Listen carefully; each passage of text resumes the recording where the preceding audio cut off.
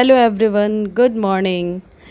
Today we gonna talk about one of the most beautiful flowering plants of monsoon season, which is rain lily. Rain lily come in many colors. As you can see, these are white lilies. They come in many vibrant colors like pink, yellow, magenta also. For flowering, what is needed for this plant? Let's talk about that. For flowering, they need full sunlight. It means 6 to 7 hours sunlight is required for their heavy blooming. And you know one thing about rain lily, it is very interesting. When the flower dry up, they are converting into seed pods. Easily you can take out the seed and sow them again, and you can get flowering again. Means once they come, they will never go from your balcony or from your pot. Isn't it quite interesting? This is the best thing I like about rain lilies. For flowering, they need full sunlight. It means 6 to 7 hours sunlight required for their heavy blooming.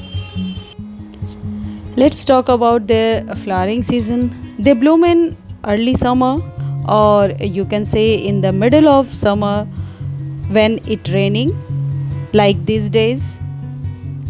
Everywhere raining season is everywhere in India, and the rain lilies are blooming now, and they bloom till the end of September or October. They look absolutely amazing in planters. So it means easily you can grow from the bulbs or separate them from the separate method or from the seeds, as we discussed earlier.